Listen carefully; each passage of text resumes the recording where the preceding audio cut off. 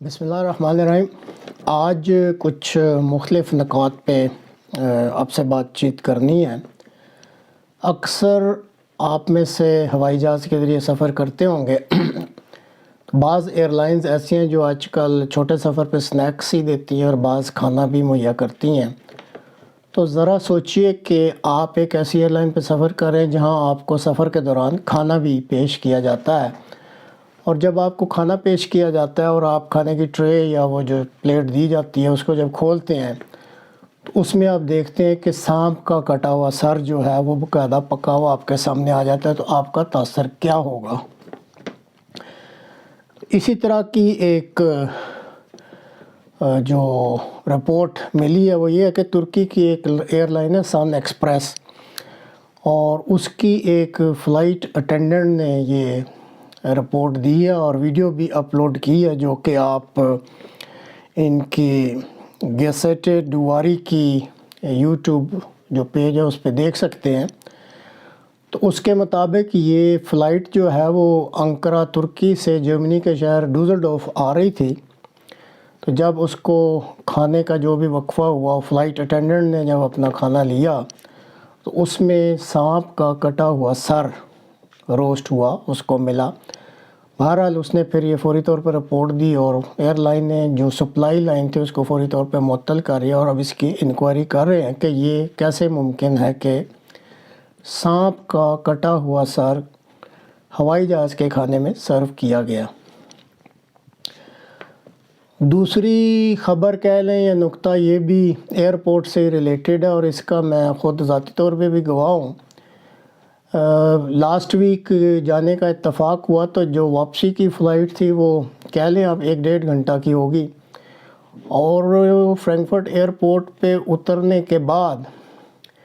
2-2.5 گھنٹے گزر گئے اور سامان نہیں آ رہا، تو بڑی پریشانی ہوئی۔ تو پھر کافی دیر کے بعد وہ جو کنویئر بیلٹ ہے وہ چلنی شروع ہوئی اور پتہ لگا کہ آپ کا سامان آ رہا ہے۔ تو اس کا راز آج کھلا ہے۔ ایک مسٹر اسٹیفان شولٹے ہیں جو کہ فرینکفرٹ ایئرپورٹ کے چیف باس ہیں۔ تو انہوں نے یہ جو بیگیج میں کاؤس ہو رہا ہے آج کل فرینکفرٹ ایئرپورٹ پہ اور جو افراتفری مچی ہے، اس کی ساری ذمہ داری مسافروں پہ ڈال دی ہے، اور ان کے مطابق جو مسافر ہیں ان کی ایک بہت بڑی تعداد صرف کالے رنگ کا سوٹ کیس استعمال کرتی ہے، اور اس رنگ نے پوری ایئرپورٹ پہ کنفیوژن مچائی ہوئی ہے۔ ان کے بیان کے مطابق تقریباً 2000 سوٹ کیسز ابھی تک جو ہیں وہ مالکوں کا انتظار کر رہے ہیں کالے رنگ کے۔ تو انہوں نے مشورہ دیا ہے کہ بہتر ہے جو مسافر ہیں وہ کوئی جو ایزیلی آئیڈینٹیفائیبل کلرز ہوں ان کو استعمال کریں۔ ہر کوئی جو ہے وہ کالے رنگ کا سوٹ کیس لے آتا ہے، اور پھر جو لوڈرز ہیں یا جو ڈیلیوری کرنے والے ہیں یا آئیڈینٹیفائی کرنے والے ہیں ان کے لیے بھی بڑی مشکل پیش آ رہی۔ بہرحال یہ تو ایک ایکسکیوز ہے، لیکن اصل مسئلہ جو سامنے آیا وہ یہ ہے کہ کورونا کے دنوں میں ان ایئرپورٹس پہ ایکٹیویٹی بالکل ختم ہو گئی تھی، تو انہوں نے تقریباً 4000 ملازمین کو فارغ کر دیا تھا۔ اب جب کہ اچانک یہ پابندیاں ختم ہوئی ہیں تو لوگوں کی ایک بہت بڑی تعداد جو ہے وہ چھٹیوں پر جا رہی ہے، اور ایئرپورٹ پہ بہت زیادہ رش ہے، اور انہوں نے پوری کوشش کی ہے کہ وہ جو ملازمین نکالے گئے تھے ان کو ری ہائر کریں، لیکن ابھی تک صرف 1000 کو وہ کانٹیکٹ کر کے ری ہائر کرنے میں کامیاب ہوئے، یعنی 3000 ملازمین کی ایئرپورٹ پہ اس وقت کمی ہے، جس میں آپ سیکیورٹی چیکس والے کہہ رہے ہیں، ہینڈلنگ یہ جو بیگیج ہینڈلنگ ہے یہ کرنے والے، دوسرے ٹکٹ دینے والے، بورڈنگ کرانے والے، ساری جگہ ہی کنفیوژن مچی ہوئی ہے، اور بہت کم سٹاف ہے جس کے ساتھ یہ کام کر رہے ہیں۔ اور ایئرپورٹ پہ جا کے اس چیز کا احساس ہوتا ہے کہ اس وقت جو ان کی حالت ہے وہ مسافر زیادہ پریشان ہوتے ہیں، اور یہ پھر صرف معذرت کر کے تو اپنا دامن بچا لیتے ہیں۔ بہرحال یہ اس وقت فرینکفرٹ ایئرپورٹ کی صورتحال ہے، اور اگر آپ کو آئندہ چند دنوں میں جانا ہو اور اگر آپ افورڈ کر سکتے ہو تو بہتر ہے کالے رنگ کے بجائے کوئی کلرفل سرخ پیلا نیلا قسم کا آپ جو ہے نا سوٹ کیس وہ ساتھ لے کے جائیں، تاکہ آپ کو کوئی اتنی مشکل کا سامنا نہ کرنا پڑے۔ چین نے ایک ایٹمی جو ہے وہ ٹارپیڈو ایجاد کیا ہے، اور چین کے دعویٰ کے مطابق یہ بحر الکاہل یعنی پیسیفک اوشن میں 1 ہفتے سے کم مدت میں پورا پیسیفک اوشن جو ہے اس کو کراس کر سکتا ہے، اور اس کا جو ڈیزائن ہے، اگر آپ کو میں سے کوئی جو دلچسپی رکھتے ہوں یہ ایٹامک ٹیکنالوجی میں، تو روس نے ایک زیر سمندر جو ہے وہ نیوکلیئر ڈرون بنایا تھا جس کو پوسائیڈون کہتے ہیں. تو چائنا کا جو یہ ٹارپیڈو ہے تقریباً اس سے ملتا جلتا ہے، لیکن بہرحال نہ تو یہ اتنا ایکسپینسو ہے اور نہ ہی اتنا وزنی ہے. یہ بہت ہی سستا ہے اور چھوٹے حجم کا، اور چائنا کے مطابق وہ اس ٹارپیڈو کو سب میرینز اور جو چھوٹے بحری جہاز ہیں ان میں بھی ٹیوبز لگا کے وہاں سے فائر کیا جا سکتا ہے. اور اس چیز نے امریکہ کے جو ڈیفنس ڈپارٹمنٹ ہے اس میں تھوڑی سی کھلبلی مچا دی، کیونکہ وہ اس کو آئیڈینٹیفائی کرنے میں یا اس کو ٹریک کرنے میں ابھی تک ان کے پاس کوئی ایسی ٹیکنالوجی نہیں ہے. اسی طرح اگر آپ کو یاد ہو تو جب یہ افغانستان میں طالبان کی حکومت آئی تھی اور صدر غنی صاحب کی چھٹی ہو گئی تھی، تو اس کے بعد سے یہ خیال کیا جا رہا تھا کہ شاید جو بھارت یا انڈیا ہے اس کی بھی افغانستان سے چھٹی ہو گئی ہے. لیکن بہرحال وہ فارن سروسز کے میدان میں ایک بڑا گہرا ملک ہے اور بڑی دیکھ بھال کے وہ چلتا ہے. تو ایسی کوئی بات نہیں ہوئی. ابھی چند دن پہلے ہی ان کے ایک وزارت خارجہ کے اسسٹنٹ سیکرٹری ہیں جو کہ افغانستان کے معاملات کو دیکھتے ہیں، وہ وہاں پہ گئے اپنے ڈیلیگیشن کے ساتھ، اور طالبان کے بہت سارے وزراء سے ان کی ملاقات ہوئی ہے اور وہ بڑے خوش ہیں کہ یہ جو اسٹریٹجک کوآپریشن ہے ان دونوں ملکوں میں دوبارہ شروع ہو رہا ہے.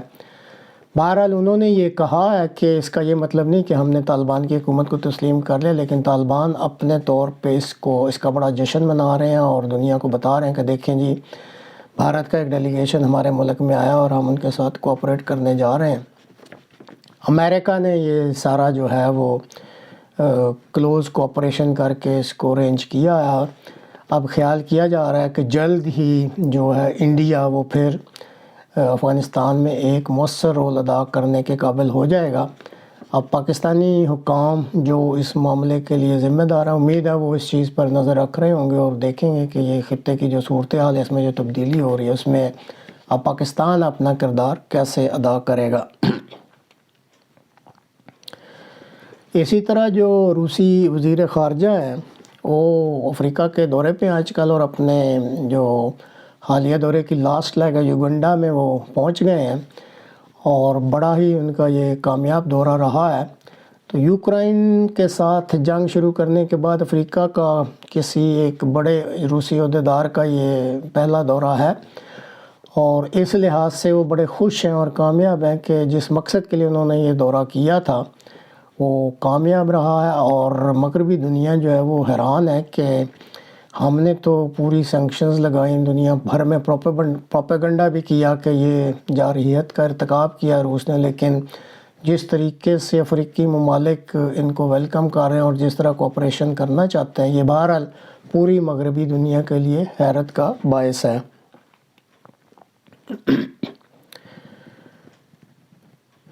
اور جو آخری نقطہ یا آخری خبر آج کی وہ یہ ہے کہ گھانا کے ایک احمدیہ کمیونٹی کے سابق سربراہ مرحوم وہاب آدم صاحب گزرے ہیں، جو کہ بہت ہی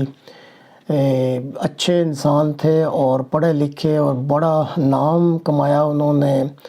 یہ جو انسانی بہبود کے کاموں میں بھی. تو ان کی ایک صاحبزادی ہیں نبیلہ نعیمہ وہاب صاحبہ، تو ان کو چند دن پہلے گھانا کے صدر نے گھانا کی جو ہے ایک ہائی کورٹ اس کا جسٹس مقرر کیا ہے. اور یہ محترمہ بہت زیادہ پڑھی لکھی ہیں اور ان کے خاوند جو ہیں وہ گھانا کی نیشنل پارلیمنٹ کے ممبر بھی ہیں. اور گھانا میں جو احمدیہ کمیونٹی کی خواتین کی تنظیم ہے جو کہ لجنہ امان اللہ کے نام سے جانی جاتی ہے، اس کی یہ جنرل سیکرٹری بھی ہیں اور وہ بھی خدمات کی اس پوسٹ پہ بھی یہ خدمات کی سعادت پا رہی ہیں. تو اس خبر نے بہرحال احمدیہ کمیونٹی گھانا میں اور پوری جو یہ انٹرنیشنل کمیونٹی ہے اس میں خوشی کی لہر دوڑ گئی ہے کہ یہ ایک بہت بڑا اعزاز ہوتا ہے کہ گھانا کے صدر نے ان کو جسٹس مقرر کیا، اور یہ اس کمیونٹی کے لیے ایک بہت ہی مسرت کی خبر ہے اور باعث مسرت ہے یہ اپوائنٹمنٹ. اللہ تعالیٰ ان کے کاموں میں برکت ڈالے.